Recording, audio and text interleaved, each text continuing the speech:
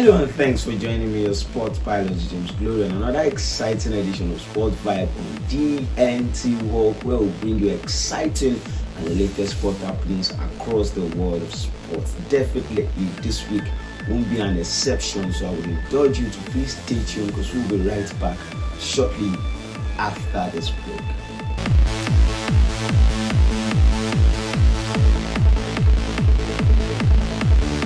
Welcome back and taking you on a ride on today's episode of Sport Vibe DNT Walk. Will be starting from the world of boxing, where Chris Eubank defeats Liam Smith in the middleweight rematch to claim that title. Is an interesting one. You remember as at January, Smith defeated Chris, but it all take a rematch in Manchester for Chris to be able to get the better of Smith to win the middleweight title rematch. Is an interesting one in that particular match, just like a deja vu in that battle where Smith was defeated by Chris in the 10th round. Is an interesting one. Also, as we'll be taking a journey and a ride to the world of Formula 1, where we talk about Max Verstappen, who is at it again, winning the Formula 1 and keep writing history in the world of Formula 1 as he made it the 10th win in 10 for him in World Formula 1 this year. You remember it's his 10th consecutive win in the Formula 1 after winning the Italian Grand Prix. Last week he was tally as he equaled the record of Sebastian Vettel, but this week he has created a new record for himself. It's an interesting one for the Red Bull driver and the Red Bull team at large. You remember in that particular competition in the Italian Grand Prix, he made the podium with his teammate, the person of Perez, and also Carlos, who won the driver of the day, was able to make the podium after finishing pole in the qualifying dates. An interesting one in the world of Formula 1. Max Verstappen can't stop winning. You remember ahead of the Italian Grand Prix where Hamilton decided to sign another contract with Mercedes. He has extended his stay with Mercedes and his season with Mercedes for 2 years, and he was unable to make the podium in the Italian Grand Prix. In fact, Hamilton finished 6th position. Is that the best decision you think he will be making for his career? Hamilton has done so much in the world of Formula 1, is a legend in the game, but recently he has not been making podium and he has not been doing well as people will expect, as his fans will be expecting. But Max Verstappen is at it again, writing history in the world of Formula 1.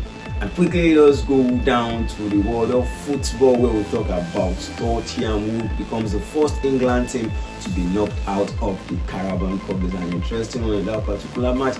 Everyone would have been thinking Tottenham, with the momentum they got presently, they will be able to defeat Fulham, but shockingly Fulham was able to get the better of Tottenham on penalty shootout in the Carabao Cup. They are out of the Carabao Cup, and do you think they will be able to win any trophy this season? They are not participating in any European competition.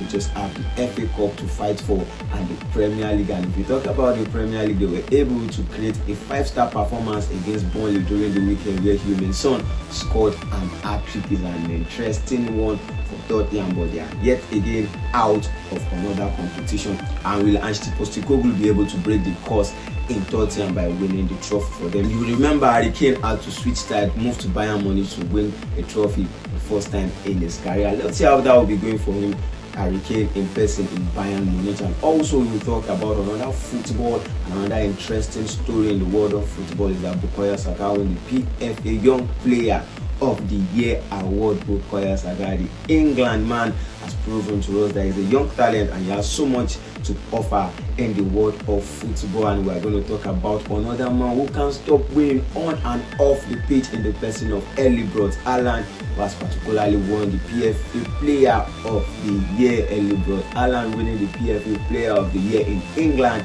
in his first season in England, playing for Manchester City. That man just a few days after also won the award of the UEFA Men's Player of the Year, beating Lionel Messi to it and his teammates Kevin De Bruyne. He won that particular award for himself ahead of Lionel Messi, who finished second, and Kevin De Bruyne, who finished third in the award nomination. Is an interesting one also for Erling Braut Haaland, who also scored an hat-trick during the weekend. Is an interesting one for him. He can't stop scoring goals, like I said, winning on and off the pitch for Manchester City. And also talking about the UEFA Men's award. You remember that Pep Guardiola also won the manager of the year when it comes to the UEFA men's categories. An interesting one for the Manchester City team.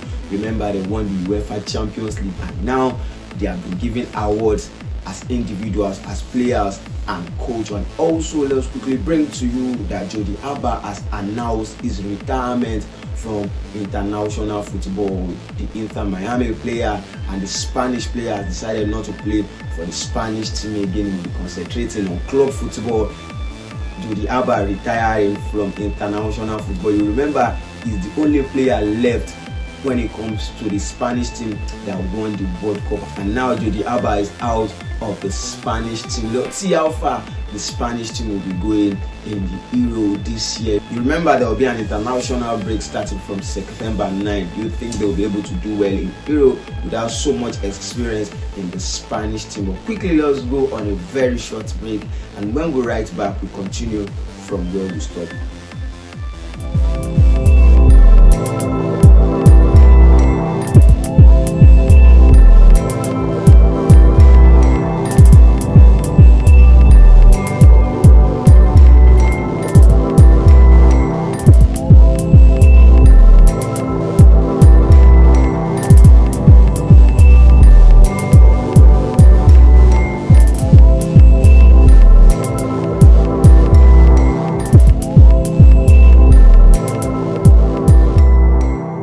Welcome back, and we're still talking football. Before the break, we were talking about the UEFA Men's Award, and also let's bring to you that the UEFA Champions League draw has been made. It's an interesting one. The way to Wembley has started, and we are going to be experiencing so many interesting football as the group stage is set.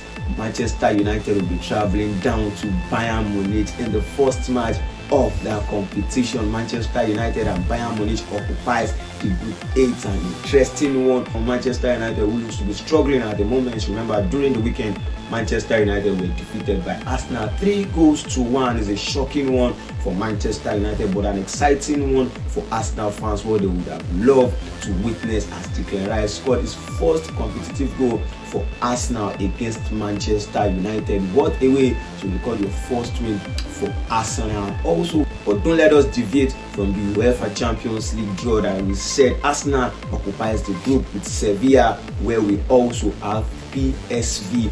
You think Arsenal will be able to defeat Sevilla? When you talk about record, Manchester United are yet to defeat Sevilla. Do you think Arsenal will be able to make England proud in the UEFA Champions League by defeating Sevilla and probably coming out at the top of that particular competition? And also in the Group C, we know that Real Madrid and Napoli are in that particular group, and they appear to be the favourites in that group. Real Madrid, who have Jude Bellingham, and we have Napoli that is being represented by our very own Victor Osimhen. Who do you think will be finishing at the top of that group?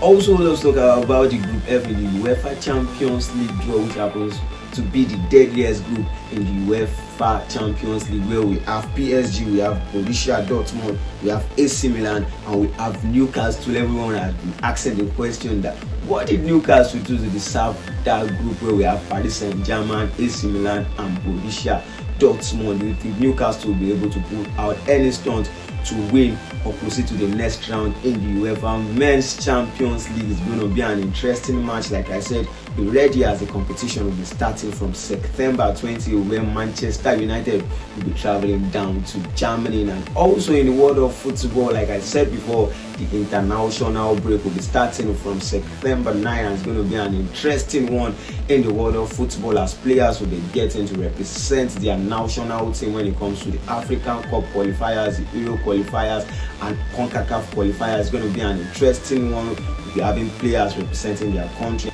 And also talking about players representing their country, we can confirm to you that Levin Cowell and Eden Nketiah has gotten their first senior call-up for England. They'll be representing the England team during the international break. It's going to be an interesting one for these two young talents getting to represent their national team, England, in the international break. And also talking about international break and talking about our very own country, Nigeria. Jose Pacero will be taking Nigeria to the AFCON that will be played in Cote d'Ivoire. It's going to be an interesting one. So many headaches for Parceiro to make in the selection of the Nigerian team. Remember, we have our strikers doing well, we have our Woniyi doing well, we have Victor Osimhen doing well, Boniface is doing well, and also Gift is doing well. It's going to be a selection headache for Parceiro when it comes to the international break. It's going to be an interesting one for us to watch during the international break also, because we'll be seeing so many talents playing for their national team. And also a surprising one is that Andre Onana has been recalled to the Cameroon team. Remember, he has announced his retirement before now for the Cameroon national team, but he has been recalled back to the Cameroon national team for him to represent his national team. Is going to be an interesting one. How will Manchester United be coping without Andre Onana when it comes to the African Nations Cup? Till then, this is the length at which we will be going on this week's episode of Sports Vibe on DNT World. For more news and sports stories, please follow us across our various social media handles at Sports Vibe on DNT World. Enjoy your week, remain blessed and stay safe. Thank you.